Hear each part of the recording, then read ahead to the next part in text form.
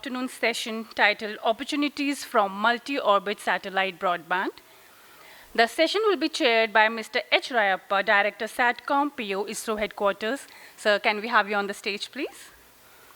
Our moderator would be Dignity Mr. Nathan D. Ruiter, Managing Director, Euroconsult. Sir, we'll be delighted to have you on the stage, please. Please join us. Speakers, Mr. Bashir Patel, Senior Advisor, Global Policy Regulator and Spectrum. Mr. Dharmendra Singh, VP New Business, Hughes Communications, India. Sir, we will welcome you all on the stage, please. Mr. Harsh Verma, Vice President, Sales, Asia, SES. Can we have a good round of applause for the dignitaries here? By leveraging satellites in multiple orbits, the technology offers enhanced coverage, increased capacity, and reduced latency. With increased capacity, multi-orbit satellites, broadband can support the growing demand for data-intensive applications and services, empowering individuals, business, and communities. On that note, I will leave it to the moderators. Please, Chair, you can continue the session, please. Thank you, sir.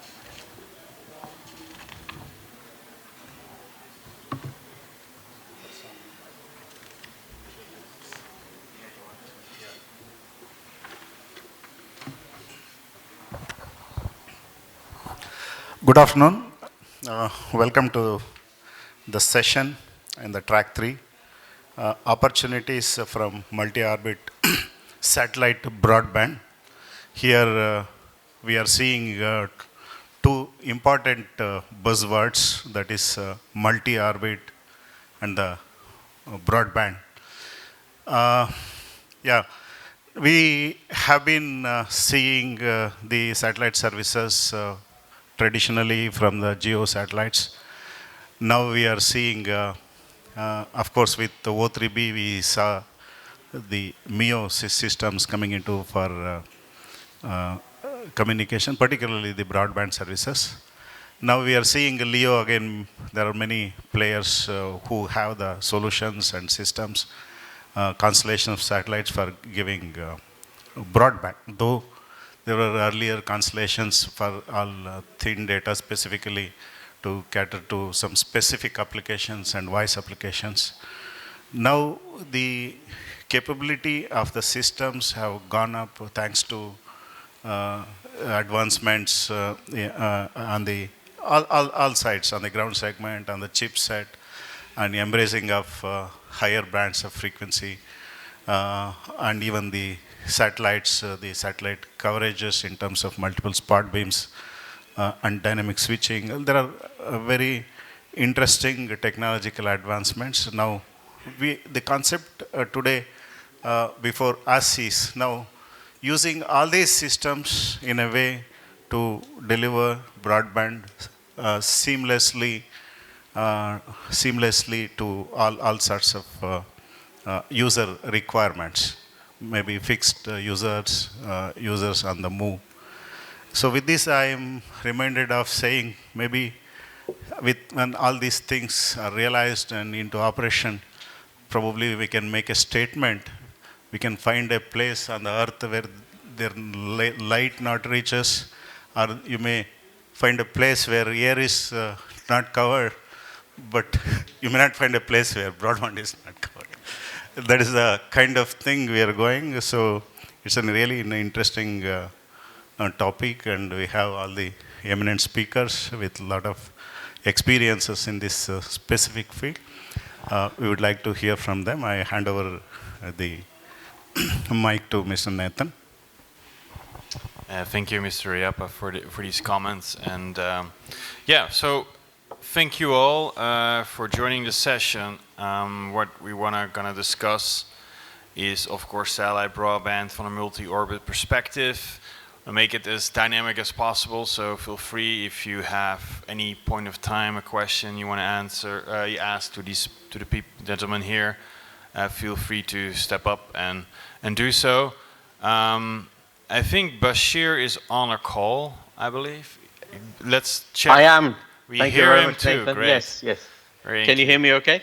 Yeah, that's perfect. Excellent. Perfect. Thank you for joining. So I think you have a presentation. Before we go there, like I think Mr. Rayappa did already a good introduction. I want to ask actually one thing for the audience, because yesterday we did an opening presentation and we kind of highlighted. You know, if you look at from the space economy perspective, satellite broadband, in my opinion as well, is kind of one of the largest opportunity, right, for the kind of sector, for the space sector. But you know, of course, when you have always the numbers, and then you have the reality, right? And some people afterwards come up to me and they say, yeah, well, for India, you need to understand, and there's a lot of good reasons, right? There are certain challenges in this market that, you know, but maybe for India, this is not the biggest market opportunity. So my first question is actually for the audience, and please feel free to join the little poll here. Do you believe that satellite broadband, and then I really focus on connecting the unconnected, so leaving maybe the connecting like the maritime or defense or other type of kind of broadband solutions aside, do you believe that that's the biggest market opportunity for the space sector in India? So I'm still raising my hand, so let me see. All right. I think the majority is still here with me. So let's work around that. Bashir, I believe you have a presentation. So if you have worked on slides, if that's correct? I have. I hope you can see the screen okay. Yeah, so I'll give you the opportunity first to do your presentation. Maybe you can also briefly introduce yourself and give a kind of context where you're coming from. So yeah, the focus is on multi-orbit satellite broadband, but maybe you can go first, and I'll also ask the gentleman here after to briefly introduce himself and give them kind of, you know, what's, you know, their company representing and how they play in this multi-orbit kind of satellite broadband domain. So, but Bashir, the floor is first for you. Yeah. Thank you very much, Nathan, and good afternoon, everybody. This is the sort of the hour after the lunch, so obviously, hopefully you can be much more attentive. First and foremost, let me thank SIA-INDIA for their kind invitation to this Space Congress 2023. It's always a pleasure to join colleagues from around the world who are attending this Space Congress. My apologies, my sincere apologies to everybody for not being physically there. I would have loved to be in Delhi this time of the year. But unfortunately, I had some other commitments which basically prevented me from joining you physically. So here I am. I've been in the satellite sector. I basically started my career in aerospace industry, designing future generation of fighters. Then I moved on to designing satellite systems and satellite networks. I've invented some systems which are today globally used. One of which is the satellite aeronautical communication system. Many of you who fly internationally will have on board a telephone which you use. There's a handful of us designed that system way back in the mid-80s. And today, something like, I think, 40-odd thousand aircrafts are basically installed with the system all over the world using it. So I've been very much in the forefront of technology and designing networks and systems, coming up with quite a lot of innovation. I've been in this for about 35 years plus, and we continue to develop interesting new ideas and new concepts going forward into 2030 and beyond kind of technologies. Here we are. Let me move on. So basically what we've been seeing right now in the last few years, and I think going forward, is a major transformation of the satellite industry that is happening. And there are four key trends that are changing the face of this industry and creating new opportunities for all, and very much so in India, as India embarks on really the next space age, if you like, of development.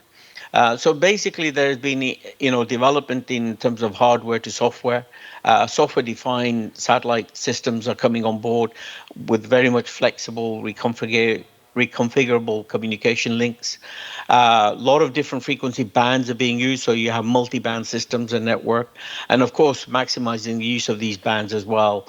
There are a number of satellite bands.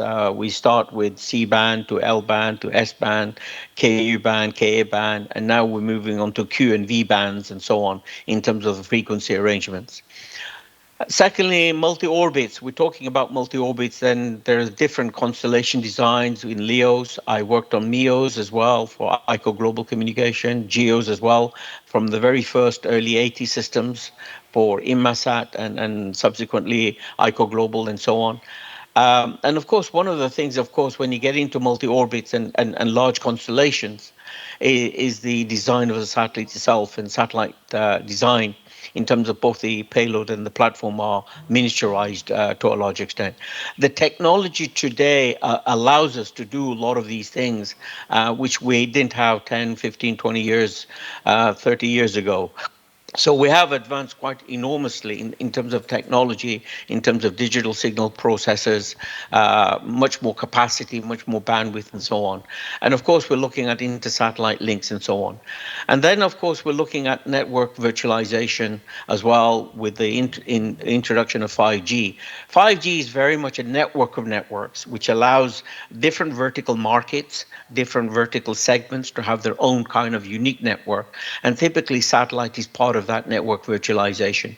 And then, of course, there's the use of, because satellites today are much more powerful, a lot more capacity, you could actually have a cloud based on satellites itself. And so you have a direct connectivity rather than cloud on LAN in some other countries. You could actually have, India could have its own clouds in space as well, and so on. So there are enormous opportunities, and there's obviously a strong drive towards a much more integrated, a holistic integrated network approach, from going with a combination of GEOs, as you have it in a much higher 36,000 kilometer orbit, to MEOs, to LEOs, which can get down to almost 500 kilometer altitude orbits and so on, with multiple satellites and so on. You've seen, many of you have probably heard about the mega constellations with 20, 30 odd thousand satellites that are being put up there, which are small miniaturized satellites moving quite rapidly and so on. So what we see here is really a move towards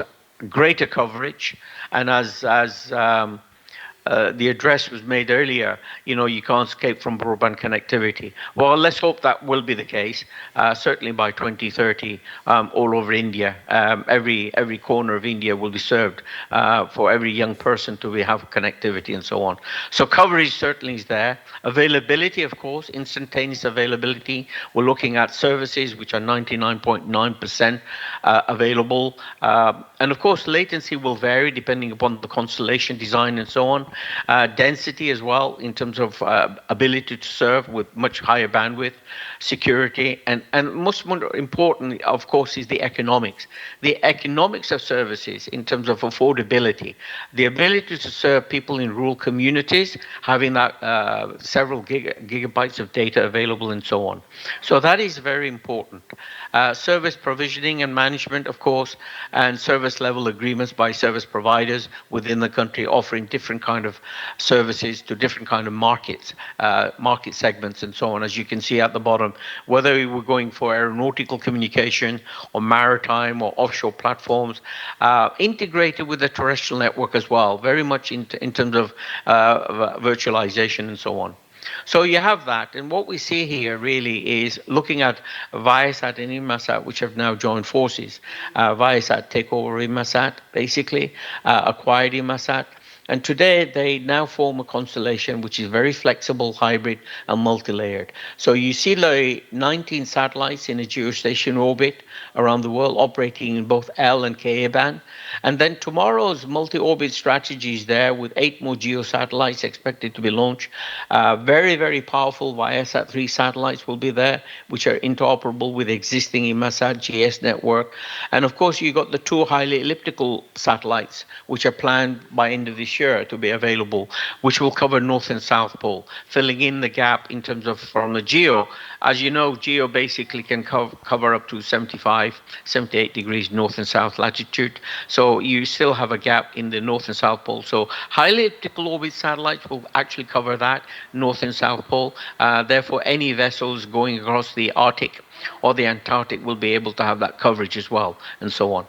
So when you look at the sort of the different constellations they have, both in geo highly elliptical, and in future they plan to also look at LEO kind of constellation, all working together, harmonized, and providing inter-satellite links and covering. So you have the Inmarsat LEO constellation, which is the L-band network, which is operating, as you can see, right across the globe, providing safety services as well to mariners, to aeronautical, to disaster communication for instantaneous disaster communication. Then you have the GX constellation, which is much more high throughput capacity satellites available. As you can see here, global coverage again, and you can see even many parts of the oceans are also covered with this Ka band for maritime and nautical sea routes, as you can see. And then you have the Viasat 3 constellation, which is coming into play this year, which will cover the Americas, and then by the end of this year will be the region 1 of the ITU, which is basically Europe, Middle East, part of Asia, as you can see on the right.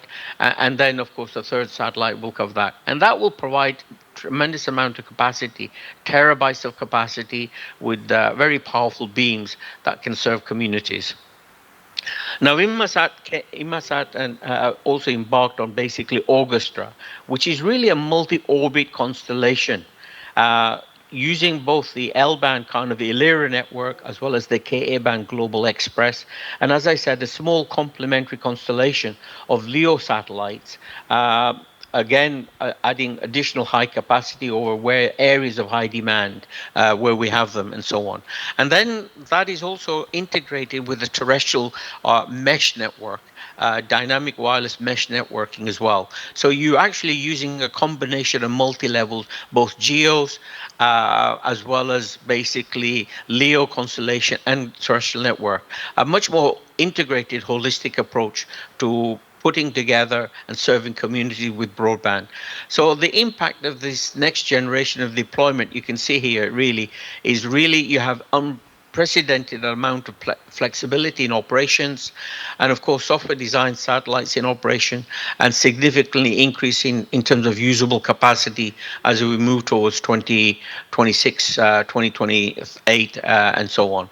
So all of the advances in technology had led to drastic reduction in the cost. At the end of this, all of this means that the fact that the user will benefit in terms of affordability and the cost per megabit of data, if you like. And then you have the network virtualization as well, which is really moving towards integration together with the ground segment, with the 5G kind of solutions that you have available. So major impact of satellite use cases, you can see here really 4 sectors: media distribution, broadcasting, again serving that segment; network offloading, backhauling as well for mobile network operators and so on; broadband service connectivity, that's the segment we will be focusing on a bit more; and then of course the critical mission M2M communication as well. Four key markets that are being served today: maritime, aviation, enterprise, and government, right across the board, using different kind of terminals and services right across. So airlines, of course, are able to download. Before, you had to change the black boxes, avionic boxes, to change the movies, reload and everything. Today, you don't have any of that kind of issues. You have a computer on board, and that is uploaded with the latest movies and everything else. There is obviously copy correspondence as well. Maritime operations, again, GMDSS kind of services are there, as well as communication, security, and so on the high seas.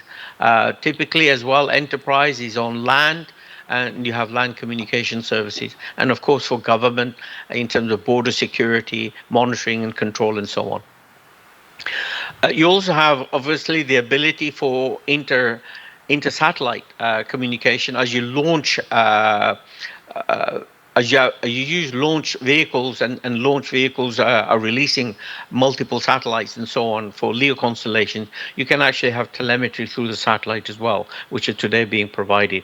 And then, of course, as we look towards the future, you can see this new next generation of uncrewed aviation services, particularly in a dense, highly urban environment such as Delhi, for example, or Mumbai and so on, where you actually are using heliports, which carries people into airports or move them around, which are basically, again, uncrewed aviation kind of thing, but they're connected. if you like, you have the communication system through satellites as well as terrestrial means and so on. So it's augmented with satellites, but you may use also terrestrial and so on. There are services that are being developed today, as we discussed. Similarly, on maritime, where we have major ports, a lot of ships are in the harbour or further away from the harbour, where they have intercommunication links as well, and so on. There are emerging satellite applications that are coming on with the LEO constellations. You basically have a handheld. Many of you who have a handheld now, iPhone, the latest series of iPhone, will have that satellite connectivity built into it as well for emergency communication. So if you happen to be on a road somewhere and you're broken down, there's no terrestrial links, then you will have instantaneous satellite link from that iPhone going through the satellite as well. So you have these different multi-orbit constellations which are going to be used. So you have a LEO constellation which can go through a GEO inter-satellite link and down to the gateway and so on. So these kind of capabilities will allow you to have much greater access to communications. But what is fundamental, of course, in all of these kind of services that we're developing is the need for spectrum. And the spectrum that is already being used has to be safeguarded and protected in order to continue to provide these kind of services. So we have L-band, of course, which is used for GMDSS, Global Maritime Distress and Safety, as well as GADSS, Global Aeronautical Distress and Safety Services for search and rescue operation, which is quite important and critical. And then the Ka-band provides the broadband connectivity, the high bandwidth, and of course C-band provides the feeder links to the gateway, so on, from the satellite. In future, we're looking at Q and V bands, which are also very much needed for high capacity feeder links and so on. I think the next slide is really just purely on the regulatory. There are three aspects that we need to address when we look at multi-orbit constellations, particularly in terms of licensing, regulatory aspects as well, and spectrum availability, which I've just briefly covered. So future demand for satellite spectrum is there. As we talk about 5G, NTN. NTN is non-terrestrial networks. These non-terrestrial networks are basically an integration, as we talk about the vision, 6G, and really a broadband vision for the 2030, much more holistic, integrated approach. These multi-orbit constellation, both in terms of satellites as well as terrestrial networking, is coming together. So you have the terrestrial network and non-terrestrial network becoming a mean to provide connectivity to undercovered or uncovered communities all over the country. And that is going to happen as we develop through 6G kind of development activities with a much more unified approach into the future. And of course, it means that we do need more spectrum and more bandwidth available for these kind of applications. Finally, just to show that really there is a significant socio-economic impact of satellites that can be provided to people in India. We're looking at growth of Indian population as well, not just in India, but globally as well. And satellite broadband is expected to reach more than 500 million by 2030. Crucial impact of satellite broadband, of course, on quality of life, many unserved communities, satellite TV and radio as well, and satellite broadband on the move while being on an airplane, ship, train, cars, and so on. So there are a lot of different segments, market segments that can be served with broadband connectivity. And I think what we see now are really the affordability, if you like, and the ability to connect from wherever you happen to be in India. So I hope that will help to take us forward, and I hope that the regulations, certainly in India, in terms of spectrum, as well as the regulation for services, are going to be much more open in order to allow for these services to happen. Thank you very much. Okay, thank you, Bashir. Good. Let's turn to the other two speakers. So maybe Dharmendra, you want to kind of introduce the company you're working for, and also maybe highlighting then in the introduction, of course, from a background GEO, but now with the OneWeb LEO capability coming to the market, what kind of new capability it brings for the company, but also for your customers. So maybe highlighting a little bit the new dynamic that you're. Thank you, Nathan. Good afternoon, or should I say good morning after such a scrumptious lunch. At least I want to say good morning to myself. My name is Dharmendra, and I work for Hughes Communication India, which is part of Hughes Network Systems. So very quickly to talk about what we do globally as well as in India. Hughes primarily focuses in 3 areas. One, we are OEM, and we manufacture satellite ground stations and terminals. We are also the largest VSAT service provider globally, with over 1 million VSATs connected to one system, and we are delivering satellite broadband for almost a decade now. And we also have our sister concern, Hughes-STIC, which is the software development arm based in India. And talking about some of the ground credentials, as I talked about, #1 VSAT operator globally. We have shipped over 10 million VSATs globally, and you can see what scope we have in India vis-a-vis. I think we have shipped around only 300,000 VSATs in India vis-a-vis 10 million globally. So it's a big scope we are sitting on. Then among the services, if you talk about VSAT services, apart from consumer broadband service with the brand name HughesNet, we also manage over 600,000 VSATs for various enterprises in North America, Latin America, and in India, Europe, and Brazil. And we have 3 subsidiaries. One, Hughes Communication India, which I'm part of. One in Brazil, which is similar economy, similar kind of requirements as we face in India, and in Europe as well. The type of enterprises services which we see, cellular backhauling is one of the key segment for us. We have connected 12,000 plus sites delivering 2G, 3G, LTE, and we have our technology which is capable of delivering 5G as and when we see it comes, right? Then looking at Indian environment, the way satellite services can help communities is delivering, doing a backhaul to remote locations and doing community Wi-Fi, whether it is for commercial or non-commercial venues. Then big focus we have is in-flight connectivity. We have very recently announced global managed LEO services for in-flight connectivity for broadband as well as entertainment. We have already connected over 1,100 aircrafts globally, which use our technology and deliver satellite broadband and entertainment applications. Then coming to other areas, I think we are focusing on multiple orbits. We are also one of the leading satellite service providers. Unfortunately, not have a satellite which looks over India. We'll talk about it later, why and what are our plans. Then SD-WAN is another focused area. We have international, global, as well as indigenous SD-WAN product, solution and services which we are delivering. For us, I think it's a blessing that we are discussing this topic, which is multi-orbit satellite broadband, because over 2.5 decades since when we are operational in India, when 1995 the FDI was allowed, and if I'm not wrong, we were the first telecom company to invest and do the book building process in India. And those days we were over 10,000 people in India, primarily doing software development.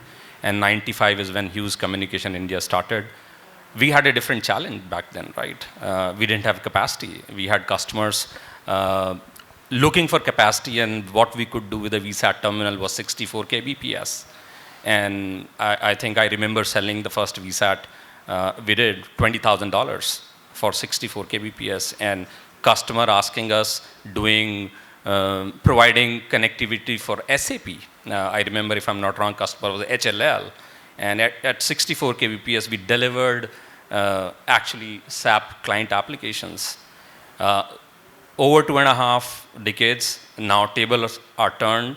For 25 odd years, we were chasing our friends, the satellite operators, those who have footprint over India, to give us more capacity. Today, I see some of the satellite operators, specifically coming from LEO side, chasing us that we have terabits of capacity. How can we monetize that? So I think for us, it's very, very good time. And I think my colleague Shivaji yesterday on the panel said that none of the satellite operators had India in their plans purely because of the regulatory framework. Thankfully now regulatory framework is easing and most of these guys are looking at the capacities. And you see most of these guys have a steerable beam. A steerable beam knowing that India can be a big market, but not sure about the regulatory framework, not sure about the business plan.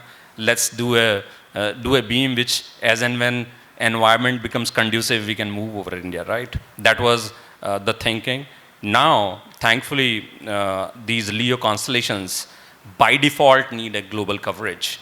So I think India is fortunate that these LEO constellations are coming up and they have no other choice but to cover India and build terabits of capacity over India, which I think now we need to look at how we can monetize. And we in Hughes Communication India, we are very, very positive. We are talking to everybody. Most of you have heard the news that we have signed up with OneWeb as an exclusive partner to provide services over India. And this is going to be operational towards the end of this year. So we'll have our first managed LEO services coming up. I think I'll limit myself when it comes to the introduction here. Thanks. That's great. And I just wanted to follow up as part of the introduction. Sorry. The one question, if you just highlight for me, to help us to understand, okay, then the OneWeb capability coming. So who do you target it to? How do you position that? Is this like just helping more bandwidth to support existing customers? Do you position it more to an enterprise, to a different type of, just trying to understand how, comparing what your current service offering is, what does the OneWeb capability do? Is it a different product service that you're going to deliver to a new customer set? How does it fit in the overall kind of go-to-market? I think I'll try and answer this in three parts. One, we have a lot of existing customers. Those have been demanding more and more capacity in these remote locations, and with Geo, some of those demands are not met. So first, we are sitting on that opportunity where we are looking at migrating some of the sites which needs to grow from 1 Mbps, 2 Mbps to probably 50 Mbps, 100 Mbps. I'm not saying that we cannot deliver that with Geo, but it is not cost effective to deliver with Geo, right? And it's more, and again, when we look at that, it's a chicken and egg situation. Not every business case can afford to pay for the equipment which is needed for OneWeb services, right? It's a premium terminal today, and we have both half duplex, full duplex terminals, but still, it will be more premium service. And looking at remote areas, we are looking at trunking as a major application, right? And I'll say today, rural and most remote areas, when it comes to 4G, you can see a bar, but actually service doesn't work because there is not enough capacity. And in those areas, we are servicing that using VSAT. So that's another, low-hanging fruit which we are looking at. And then I think the remote, premium, luxurious hospitality sector, like lodges and all, that's another area which we feel will be significant. And I don't want to talk about a lot. Defense forces are going to be one of the key, key users for that. I don't want to get into details of that, but we see that. And from our perspective, second part is it's not just OneWeb, right? OneWeb will be true in certain business cases, which is driven by its Mbps cost, driven by the terminals. There are other constellation providers which are coming up, right? And each of them have different designs, each of them have different strengths, and we are evaluating other constellations as well, that what makes sense for us. Probably today OneWeb makes sense for us, but down the line 3 years, something else may make sense for us. But we are very excited, and we want to play in each orbits. We all know geo is the reality. It works in India. So today, geo is the key. LEO and MEO, they have to some extent have proven elsewhere outside India. I was looking after Middle East and Africa market earlier. We have seen a lot of pilots and things going on LEO. But in India, we are yet to see, how they will unfold. And we are going to work very closely with everybody and see what we can bring to Indian consumers. Good. Thank you for that. Maybe Harsh, your turn. Introduction of SIA's activities in India, and then as well tell us a bit more about Empower, which is also being deployed, and what kind of new capability it brings compared to the existing kind of line of product services you deliver. Thanks, Nathan. Yeah, good afternoon. My name is Harsh Verma. I represent SES. I handle sales and business development in the Asian market. I've been associated, fortunately or unfortunately, with the satellite industry right from my college days. I started my career at Hughes back in 98, 99. And since then, from a technical, has grown into a commercial sales role.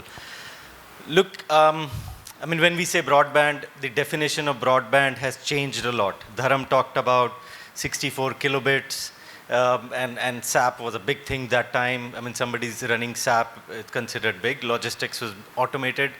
But come today, the level of automation is mind-boggling, right? Look, what has happened is COVID has brought it to the forefront that people movement, logistics movement is restricted. Today, digital oil fields are pretty much unmanned. You won't have geologists or scientists going over to these offshore platforms. The number of sensory information that needs to be carried back to make a decision which increases the productivity of the oil field, it's huge amount of data that is flowing through. So SES today, like Dharam talked about, number of constellations. So we've seen this journey, right? From, SES has been around more than 30 years. We were a traditional geo satellite house, pretty much serving video broadcast market for the last 30 odd years. We're very fortunate that we have experience in India for more than 20 years. Both Airtel and Dish TV use our satellite capacity. And on the data side, the growth has been phenomenal. When I started at Hughes, we were just doing C-band, and the first satellite KU band came in was G1A. 2 megahertz of capacity, and it was such a big thing at that time that India was opening up. And at that time, the discussion was about not multi-orbit. Orbit, nobody really thought about it. It was multi-band. People were saying, oh, KU band will not work, rain attenuation. Then Ka band came in. Today, the discussion has moved along, and acceptance is there that with the right level of technology, with Hughes, Gillard, iDirect, Comtech, these people really putting a lot of intelligence into their gear. That intelligence has come into the ecosystem where the link availability has become very, very rugged and robust. SES has transformed as well. Look, if you see over the last, I would say 15 to 20 years, the sheer amount of investment in the last, I would say 6-7 years that has gone into the satellite industry is next to nothing, right? It's just, say next to, nobody dreamed about this, right? Today it is probably the most exciting phase that the satellite industry is in. And number of young faces we see in the room, earlier there were none, and so things are changing, right? And obviously the star power that Elon Musk and Jeff Bezos bring, it's next to none. And obviously it is disrupting the industry, but it is changing people like us for the good, I would say, and changing the regulations for the good. So look, SES has moved away from being a traditional satellite operator, selling capacity, not bothering too much about the end equipment or the business case, to pretty much moving in the value chain to owning the customer's business case. And that is a shift which has happened over the last decade, I would say. Um, I didn't start with SES, I was with O3B, the startup. O3B was a success in its own niche. It created a niche for large throughput capacity links which never existed on satellite. Nobody thought a gigabit link of service can be delivered on a single satellite terminal, and that happened, and it is still continuing. I mean, we've been using O3B for the last 10 years. I mean, customers like Digicel, Telenor Myanmar, in Timor-Leste, Cook Islands. I mean, in the Pacific Islands, it's a very, very huge success. In the cruise industry, it's a big success. And now we are shifting the gear. I mean, the O3B constellation has lived its life in terms of what it could bring, and mPower takes it to the next level. So we're continuing the brand name of O3B. O3B stood for Other 3 Billion, not to confuse that it was a charitable organization. But yeah, the mPower is really bringing that scale of terabits like Dharam talked about, but bringing the flexibility. More important, it's a software-defined satellite. It can throw in the coverage where it's needed, and the amount of power. For example, I mean, India is a huge country, right?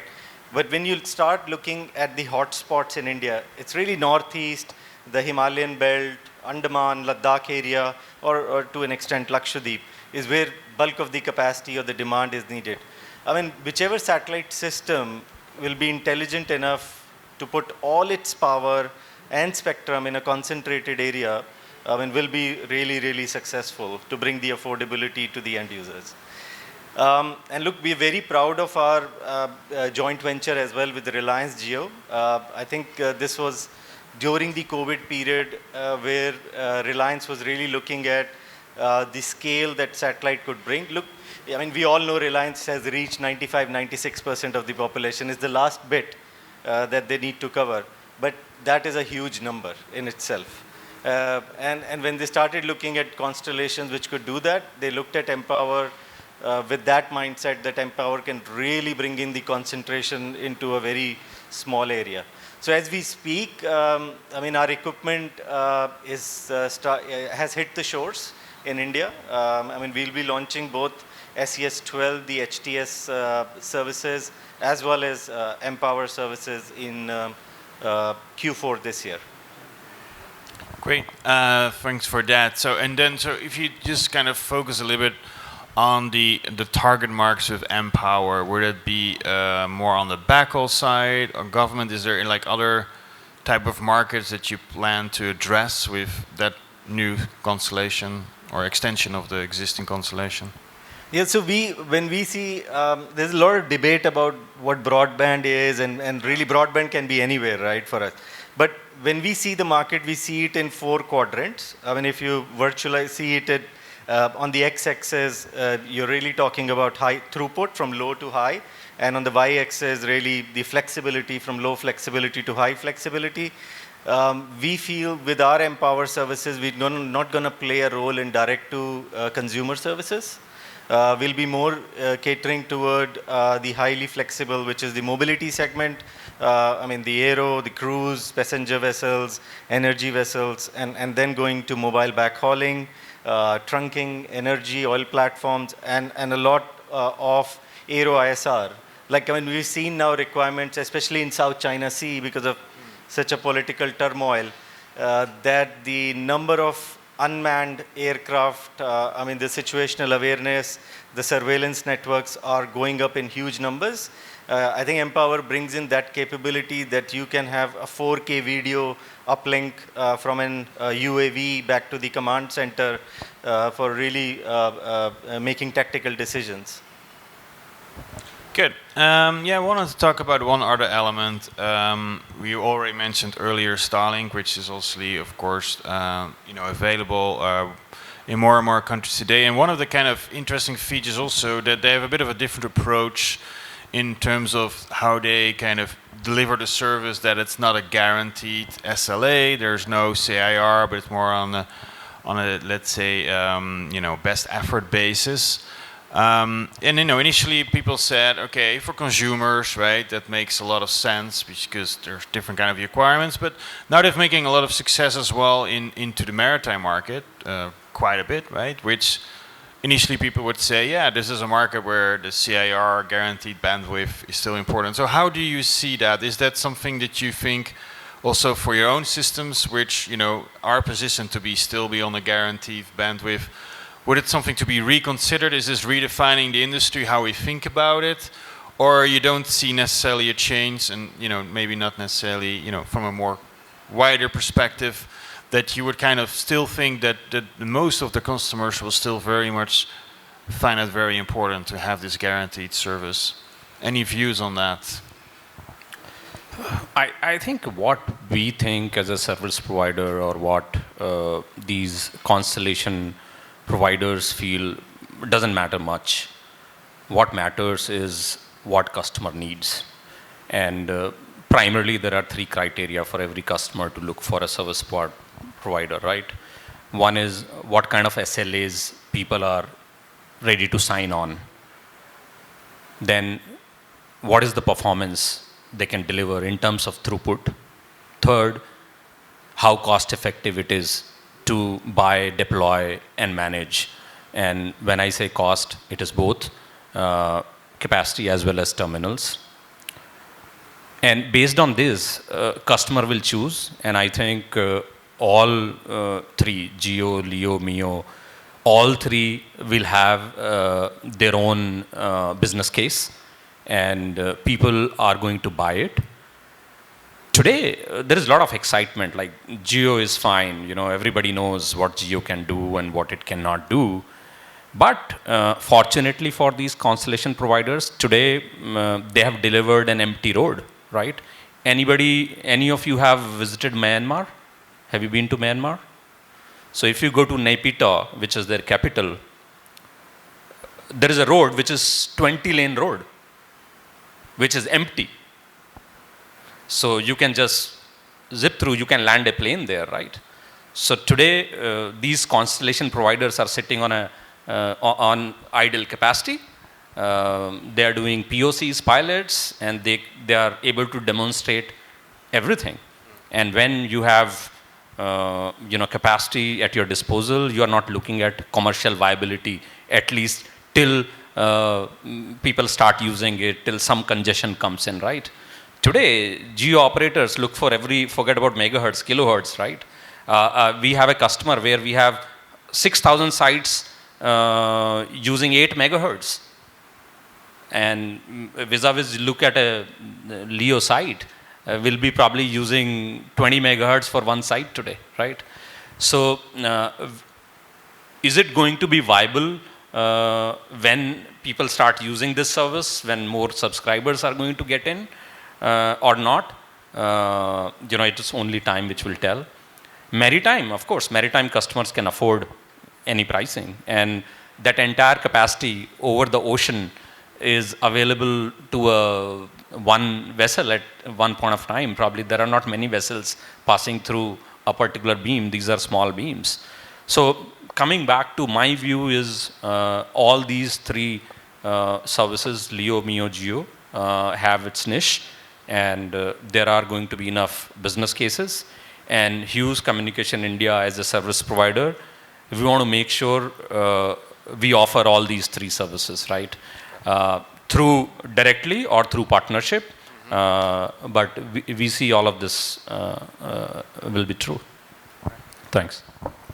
Yeah, maybe Harsh, do you see the change in terms of kind of the guaranteed versus kind of best effort basis trickling down in other kind of vertical markets, or no kind of real change from the business you see? And again, it's also a differentiator of Empower to be so flexible, but be high performance, guaranteed quality of service, right? So, any change or any impact the rollout of Starlink has on your kind of strategy? Yeah, look, to be honest, I mean, SES, for salespeople, we lived in a certain state of denial that Leo won't be able to do that. But there is a sense of reality now. But look, you have to look at what Dharm has said, right? I mean, over maritime, over oceans, I mean, these satellites, the Leo constellations, the multi-billion-dollar investment, I mean, the world is 25% land, 75% water. So 75% of the time, the coverage is over oceans where there is very little density and usage. So there will be good pickup of service in those areas, I don't deny it.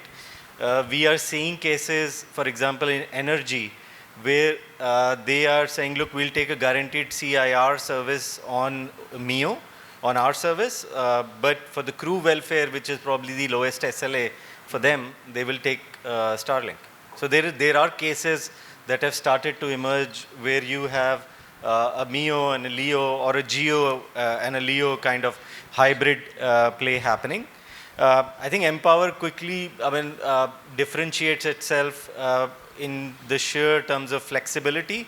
Look, I mean, today you buy Starlink. Starlink is there are standard data rates or service data rates that you can buy. There's no contract negotiation. You click of a button. My father can also buy it, right, over the internet. It's so simple. Even to an extent that SpaceX, even the launch also, you can buy it over the internet. They made it so simple. So that's great. But when it comes to people who are looking for flexibility, people who are looking for customer service, you don't want to be, talking to a chat bot, right, when you have a problem. And that is what Starlink is. You don't have a person on the other end helping you for a $99 service. There's a chat bot. It may reply, it may not reply, depending upon how it works. And they will have soon surge pricing, like Uber has surge pricing after 6 p.m. when we take a cab ride, right? I think that will happen, and it's starting to happen in suburb or suburban, in urban areas. It won't happen in an area like Australia, which is so well spread out. People, it's not enough density of population, but it's starting to emerge in some of the suburban areas in the US, and I'm sure they will have issues in Asia where there is huge amount of population concentrated in a very, very small area. So I think LEOs will have a play, and especially the Starlinks and the Kuipers of the consumer broadband, and they will create a market which probably didn't exist for satellite. So that's good. I think the overall satellite industry would expand. Geo satellites will continue to play a role for video broadcast, for mobility applications, for defense and strategic reasons, where you need a coverage and it doesn't need to move from one spot beam to the other. But when you come to the GEO HTS and the MEO satellites, they will, more importantly, I think on the GEO software-defined satellite, will start to take more and more prominence, because nobody will now launch a satellite which has a coverage over a continent without really thinking what the business case would be. Like if you take a step back, 15 years ago, IP Star, Thaicom launched a satellite which was really ahead of its time in terms of the design. 19 gateways spread across Asia, and built on some political goodwill that my friends will let me allow this service to get into each of the country. But it didn't happen that way, right? And the satellite, yes, it has some success in India, in Thailand, of course, in Australia and Japan, 4 main countries. But apart from that, it had struggled for its life. And now they're finding it difficult to find a succession. So I would feel each of the satellites, GEO, MEO, LEO, will continue to play a role. Starlink, we are continuing to see them very, very active in maritime in some of our customers. But I think what is happening is now the customers are coming back and saying, look, it works, but it is not an SLA-backed service. There's no SLA on it. So interesting story here. You really see about the hybrid kind of conversions of, the Starlink service, but then, kind of being the different layer of the more kind of critical communications, either on GEO or MEO, being able. Bashir, I just want to bring you also back in the conversation.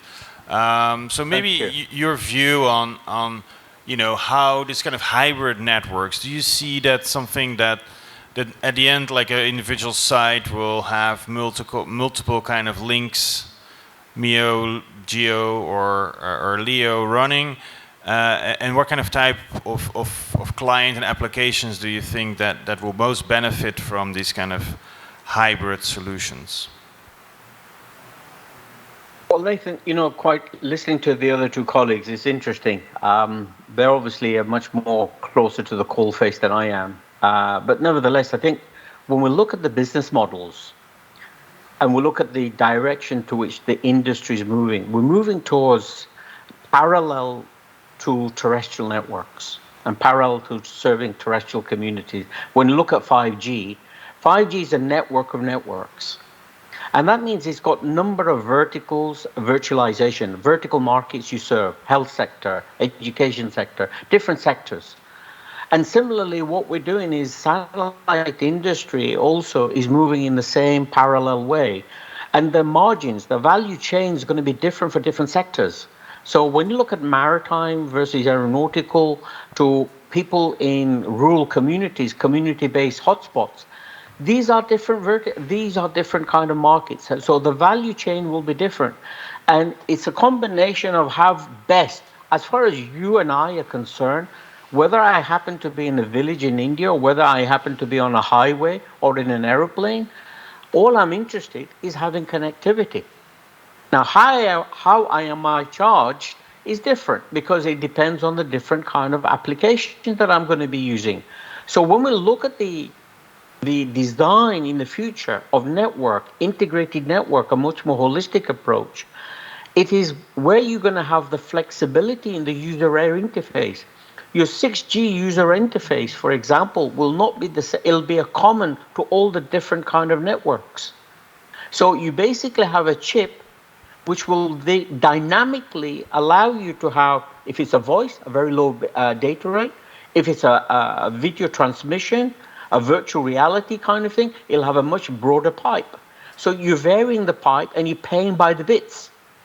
Now, clearly, if I'm a segment as a part of a hotspot, a rural community hotspot, my rate's going to be much lower rate dynamically. I will have that service, and I'm usually making a call to my son in city somewhere or whatever, or having a broadband connectivity for a neat government application. So that kind of service and tariff structures will be very different to somebody who's a professional and moving around much more. Whether it's an aeroplane or cruise ship or whatever it is, or in a car on a highway. So what I'm getting at is the economics and the value chains are going to be very different for different kind of segments. And it doesn't matter how that delivery is taken place. The delivery will be a combination of different networks. It will be partly through terrestrial. We have European Aviation Network today, where when an aircraft is flying over Europe, if you can go through ground network, it will go through ground network. If it goes through a satellite network, it will go through satellite network. Doesn't matter. As far as the user is concerned, he wants that connectivity. Whether it's a low bitrate connectivity or a high bitrate connectivity, it doesn't matter. And he's going to pay for that. So the affordability is a very important aspect, and the applications are a very important aspect, and the delivery mechanism can be multitude of different kind of connectivity, if you like, whether it's via terrestrial or via a combination of LEO, MEO, or inter-satellite link. For example, I mean, in India, if I want instantaneous cloud, you could have a cloud in the satellite right above you of Indian subcontinent, and I want instantaneous access to data. So your big data will be on a satellite platform above India, and I can have it instantly. It won't be in a Google gateway somewhere in California being hosted, or anywhere else for that matter. So what I'm getting at is the service capability is going to be very, very different in the way we service different segments, different users, and the value chain that we will have there, and the tariff structures we will have. There's a much greater level of flexibility. I mean, I don't want to talk about, mega constellations where he's got 1.5 million kind of customers, which are highly paid professionals paying $99 a month. Fine. If people want to do that, that's fine. But regulation has to allow for that as well, by the way. So we have regulatory restrictions in many countries as well to do these things.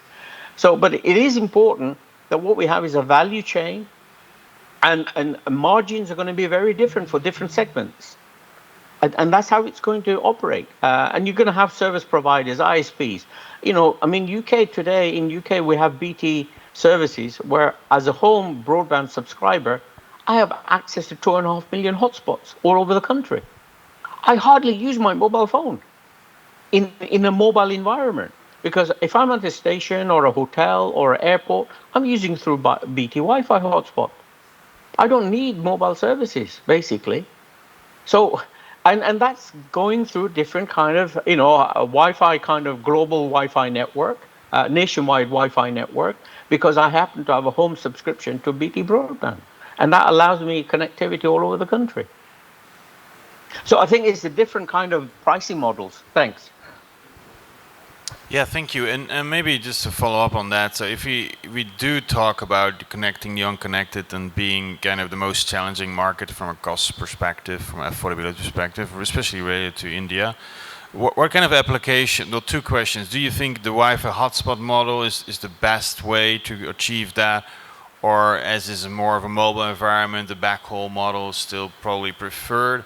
And then in this environment, right, okay, let's assume capacity prices are coming down, but are they coming down sufficiently enough to really kind of reach the target? And the other part of the equation is the service delivery and the terminal costs. What other ways we can push the boundaries basically to make it really an affordable, kind of fully affordable service? Or if not, what would be then the other ways to do it? Would it be required government support? We see other countries like Indonesia, and so they're not doing it on backhaul, but they do partly on backhaul. But bringing that kind of subsidy in to the service delivery. So first question, maybe Harsh, you can start. What do we need? What is the best way to connect the unconnected for India? What is the solution you think we should focus on? And how do we bring the cost down? Where do you think are the pain points today in terms of affordability? Look, I mean, the sheer market dynamics are happening. The cost of the capacity is known to everyone. It is coming down.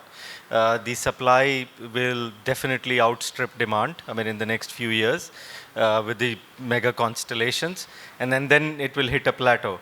But I would see, yes, there will be consolidation in the industry. The smaller players will find it difficult to survive. The cost points, as I said, the wide beam capacity pricing is forced now to kind of align with the HTS pricing. And on the HTS pricing, the business case does emerge, for rural broadband. Although, when I go to talk about Malaysia, Philippines, Indonesia, everywhere there is some level of government support through which this has been made possible.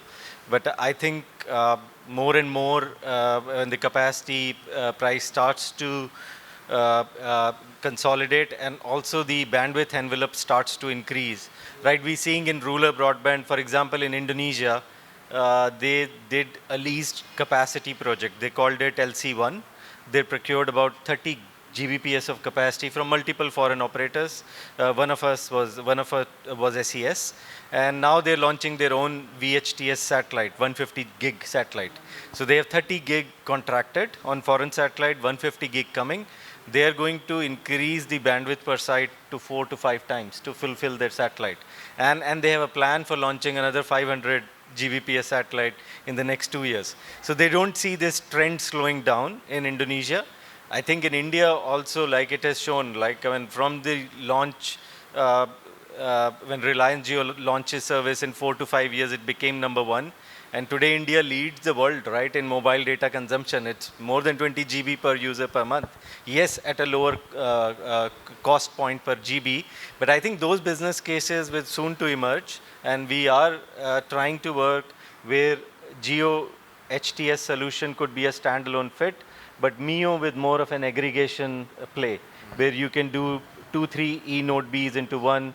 This is the same way we're delivering services in Myanmar for Telenor, where we're aggregating a number of cell sites into a single, what they call it, a transmission high site to deliver that. And on the terminal side, terminal has to scale down. Obviously, it is not the IoT level, right? It won't be a $20 terminal. Yes, Amazon, Kuiper, those kind of terminals, I don't know whether that will be a reality. But yes, terminal size, the power consumption, the complexity, the cost has to come down, and the volume has to go up. Once the volume starts to go up on the MEO and the LEO systems, I would see the terminal will start to come down. And I think SES also sees our entry into the Indian market. We're already trying to do a Make in India terminal for the Empower to bring the cost relatively down, move it from a 2-antenna system to a single antenna system. So these kind of efforts are going, and also making sure that the installation becomes plug and play, that we are going to stage the equipment, configure it, and send it as a packed unit where you just need to plug the cable and it's good to go. Yeah. All right, that's a good development. Let me give us, because time is running out, and otherwise definitely can answer that too. Is there any questions from the audience? Anyone wants to ask a question? Or Mr. Rayappa, if you want to ask a question, feel free as well to highlight. We'll leave a few comments for you to the end. But if you want to ask a question, let me know. Any questions here? Cookie scanning here. Yes, there is a question.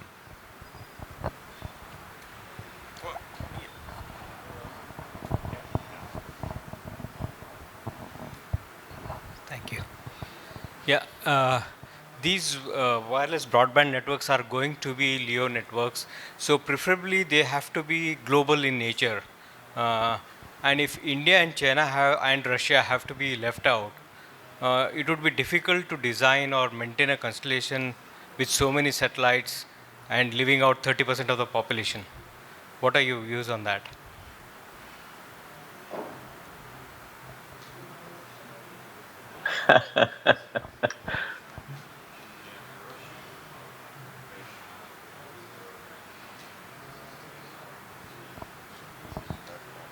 Yeah, I think India is the most populous country now. So let's not talk, your question is very valid, right? But I'll say we have enough opportunity, but important is how we can get a new prospect base. You know, technology is growing significantly today, right? And unfortunately, we are still targeting the same prospect base, the government-driven programs, subsidy-driven programs, go to same 20 enterprises, right? We need to create a different prospect base. You know, I completely agree to what Harsh just said, but important is by the time these capacities comes in, and the aggression shown by our top 2 MNOs, would we be able to find any unconnected household 36 months from now?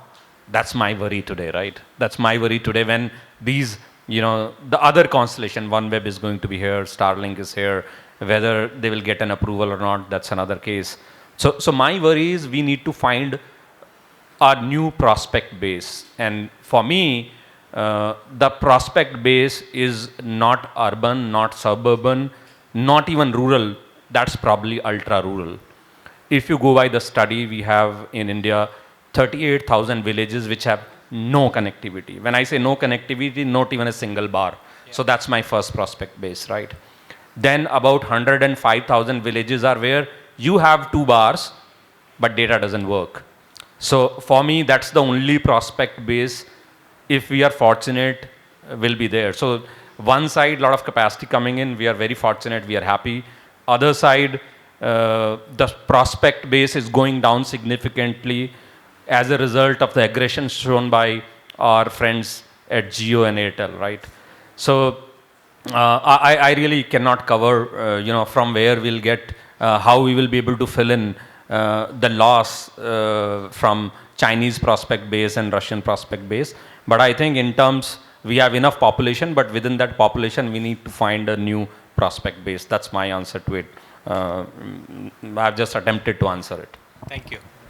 Look, I think for us, since we don't operate a LEO constellation, MEO constellation, just by the sheer nature of the orbit it is in, only with 6 satellites, we can offer a global solution. So we do not really need to cover every part of the Earth. Firstly, we cover only 50° north to 50° south of the equator, because bulk of the population lives in these areas. And we have the capability to software define and make sure our coverage doesn't land into these countries. And for our system, it's fairly easy to do. And a good problem to have is that we don't have like terabits of capacity to sell. So I think as long as we succeed and we do our job well in markets like India, Indonesia, and some of the Southeast Asian nations, I mean, these constellations will be successful, business case-wise. All right. Thank you very much. Mr. Rayappa, the last few is for you. Thank you. I would like to add few things. From the discussions, I think a few points we take from the discussions is one is, particularly in India, the number of VSATs which remained around 300,000. It did not grow beyond that. Maybe if you look at there are different perceptions or different views expressed on that. One of the things is the cost factor. We have to really see why cost, because as the urban areas got covered by other means of communications, the VSAT, it was felt that other than enterprise, to reach out to the rural population, VSAT was considered as one of the solutions, but it was not so, because the price points were not matching. Maybe with the advancements of now technologies, with all these LEOs and MEOs, the combination of those things, we could see more prospectus for reaching out to uncovered areas. Again, coming to the enabling thing which gives substantiating points on that is, one is, we see that today the making of satellite has changed. Satellites are becoming smaller and more powerful. Launching cost has come down. The launch per cost is coming down. Even with the use of, because those are the technology we are dealing with. Of course, market is not I'm not so an expert on market side, but on the technology side, we are all seeing that now we are using all electrical propulsion so that it makes the overall mass of the satellite. So thereby you will have the advantage for operating a system that can be easily passed on to the members. And another two important points we have to see probably is why the mobiles have become. If you really go and see, it may not be the affordability of the people, but affordable for what?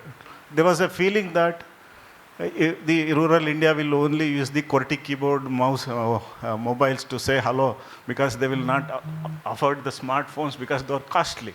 But it is disproved today. In fact, there is nothing like that. Urban students or rural students, at the age of 15, everyone wants a smartphone, even whether parents can afford or not, but they get it. It is the thirst, the utility, that is the kind of urge is there. Then why not bandwidth? Bandwidth also it is there. But mainly I attribute it is it should be readily accessible from a store. The devices should be directly go and buy a device which can communicate to the satellite. Maybe that kind of technology we need to reach out everywhere. Second one is, India is a cost-sensitive market where we don't mind sharing, but if it is at 2 rupees extra or 10 rupees extra, we make all effort to buy the one which is 10 rupees cheaper rather than picking up a right point. So this is the psychology of the market.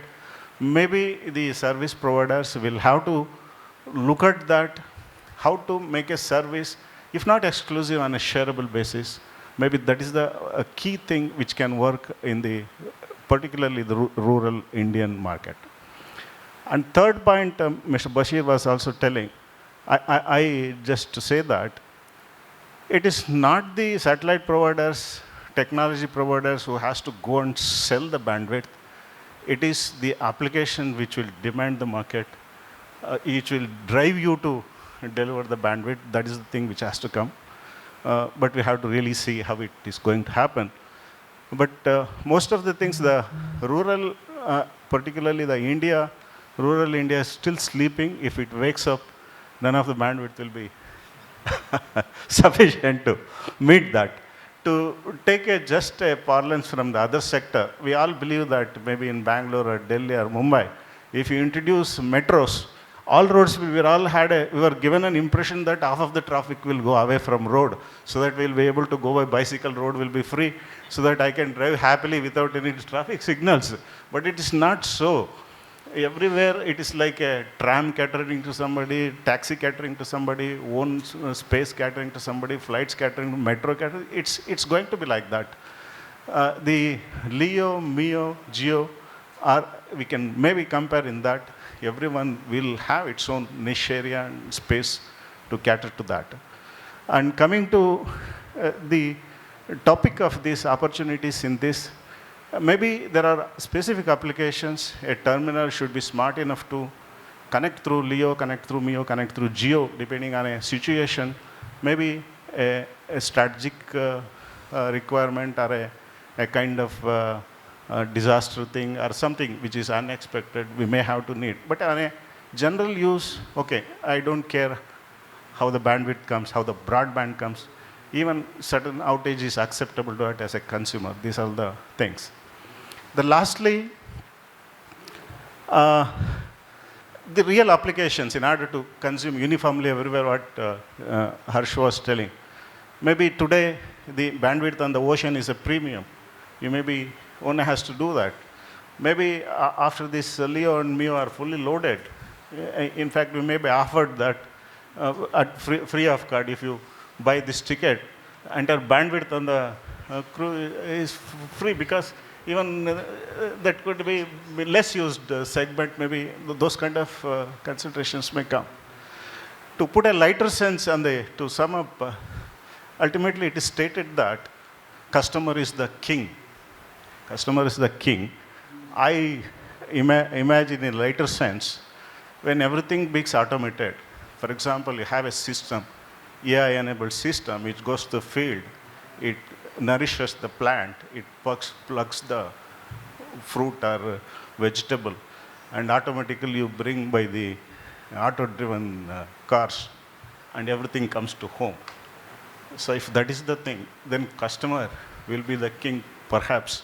Either will be in the suborbital or in the mid of the ocean or on the shore. So everywhere we need the bandwidth. So you have to go to perhaps to that level, making everyone as a king, relaxing and taking more bandwidth. If this is on a lighter note. I think there are a lot of things to come. Once the AI things come, there will be a lot of things on the health sector, a lot of things on the educational, a lot of things on the industrial production. Each not only demands the more bandwidth, it may also certain quality of service. The QoS may define or demand in particular segment of bandwidth. That probably we may have to wait and see, or the industry experts may throw more light on that. These are my comments to conclude. I think if you want to say anything, final words, you can. Yes, I think this would end the session. So please thank me and join me in thanking the panelists today. You want to say a few words? Yeah.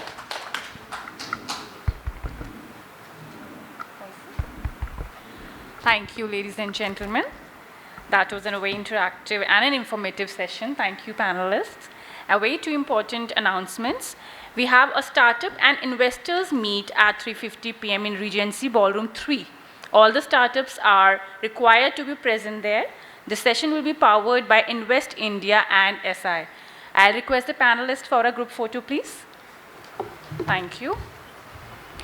Also, after the tea session, we have a joint combined session in Oval Hall, the very first hall, that will be chaired by Shri Prabhat Kumar, Special Secretary. And this session is an important session as to, it will be discussing go-to-market strategies for space technologies. We'll request you to all please grace that event in session. Thank you, panelists. Thank you, Chair, and thank you, audience. Thank you very much.